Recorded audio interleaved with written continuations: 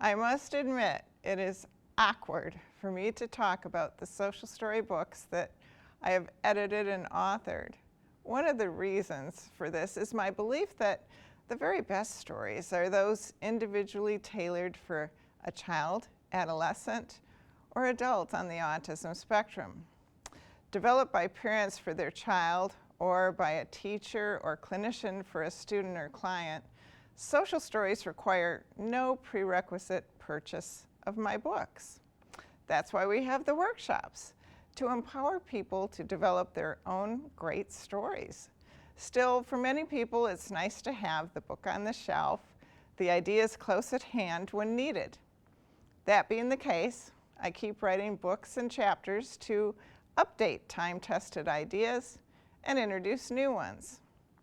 It is in that spirit, then, that I take this opportunity to talk with you about my latest book, the 10th anniversary edition of the new social story book, and share with you a few of its highlights. My goal for this book was to share new ideas regarding the possibilities that lie within social stories, to show, for example, how to include important details, address concepts, and tackle even the most evasive issues. To do this, I began with a broad range of topics for school-age students, a collection of 158 stories total about frequently requested topics for home, school, and community, along with a glossary to describe key vocabulary. Even though many social stories are short to match a child's attention span, they are capable of sharing important details. To show how this can be done, I wrote 9 stories about gifts. I covered everything from describing what a gift is to what to say and do if a gift is disappointing. These are classic social story topics. Historically, social stories have described many skills like gift giving in a similar fashion. But in the future, I believe we will also be writing more stories about important concepts like change. For this reason, the book contains an entire chapter that explores change step by step.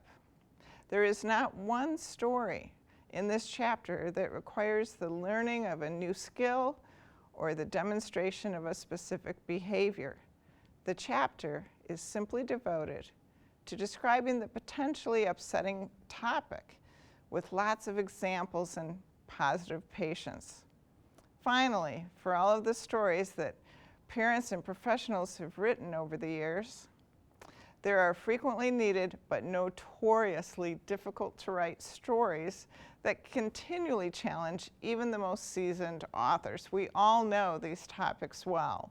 They create writer's block. They cause us to stare at our computer screens without direction and end up as unfinished stories in the virtual box in the top of the closet. I decided we needed to bring these topics out, dust them off, and write. The result is a chapter on mistakes, 6 stories about tornado and fire drills, 6 stories about hygiene, and a chapter about understanding and respecting adults.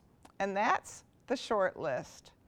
The book contains a CD with all of the stories, right in step with my thinking that the best stories are developed by those working directly with a child or adolescent. This allows parents and professionals to quickly tailor any story in the book. For those who are new to the approach, the CD is welcome security that provides an important starting point.